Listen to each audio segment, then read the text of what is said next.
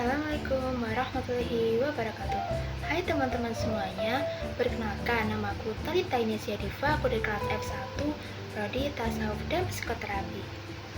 Pada kesempatan kali ini, saya akan menyampaikan refleksi saya terkait pembelajaran mata kuliah Psikologi Islam.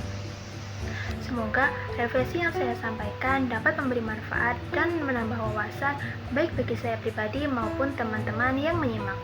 Oke teman-teman, jangan lupa simak terus ya. Pernah gak sih kita merasa ada bagian dari diri kita yang gak bisa dijelaskan cuma pakai teori psikologi biasa?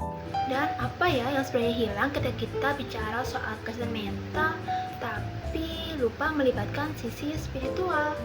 Yaitu yang pertama tentang sudut pandang.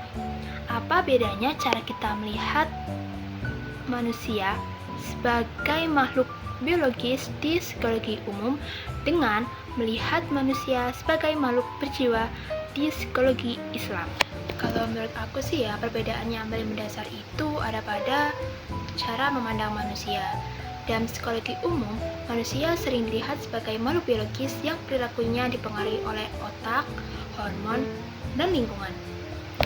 Tapi dalam psikologi Islam, manusia itu juga punya tubuh dan pikiran, tapi juga punya ruh. Artinya ada dimensi spiritual yang jadi inti dari diri kita. Jadi memahami manusia tidak cukup apa yang terlihat saja, tapi juga dari hubungan dia dengan Tuhan. Yang kedua, mengenal potensi diri. Gimana sih konsep fitrah bisa bantu kita nemuin potensi terbaik yang mungkin gak terbaca oleh tes kepribadian konvensional? Konsep fitrah itu menurut saya sangat dalam. Fitrah adalah potensi asli yang sudah Allah tanamkan dalam diri setiap manusia, kecenderungan untuk kebaikan dan kebenaran. Kadang, tes kepribadian itu cuma baca pola pikiran kita sekarang, tapi belum tentu menggambarkan potensi terbaik kita. Nah, dengan memahami fitrah, kita jadi lebih fokus menemukan siapa diri kita yang sebenarnya, bukan sekadar mendeskripsikan diri kita saat ini.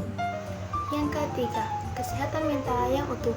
Kenapa sih kesehatan mental itu nggak cukup cuma soal pola pikir dan perilaku, tetapi harus sampai ke ketenangan hati? Kesehatan mental nggak cukup cuma soal pikiran positif atau perilaku yang baik, karena faktanya ada orang yang kelihatan baik-baik saja, tapi hatinya gelisah.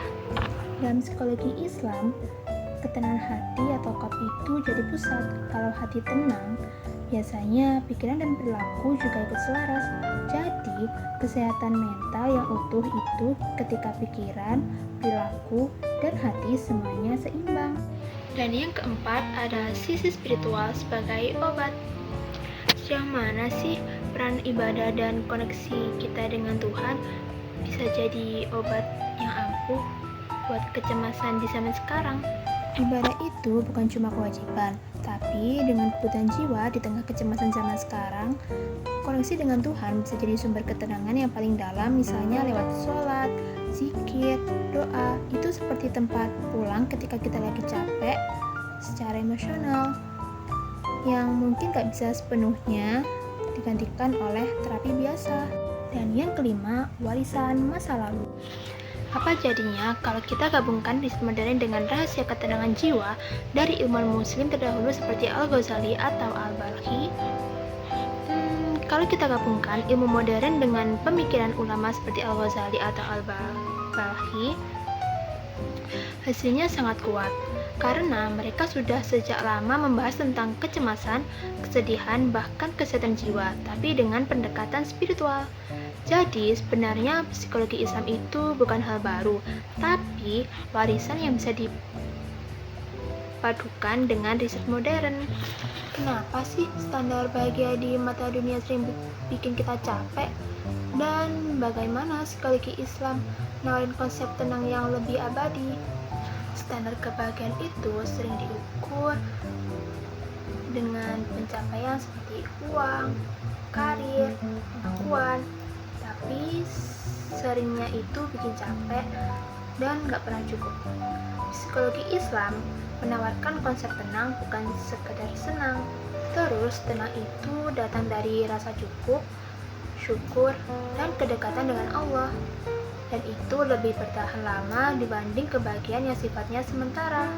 Dan yang ketujuh, tantangan zaman, media sosial, dan akhlak. Di tengah krisis etika di medsos saat ini, gimana sih cara psikologi Islam ngebentuk karakter atau akhlak kita biar gak gampang ikut-ikutan? Di era medsos, kita gampang banget ikut arus, baik itu tren, opini, bahkan perilaku negatif. Psikologi Islam menekankan pembentuk akhlak, artinya kita punya prinsip yang kuat dari dalam, bukan sekedar ikut lingkungan. Jadi kita bisa lebih sadar sebelum bertindak dan gak gampang terpengaruh hal yang merusak diri. Yang kedelapan, pesan untuk diri.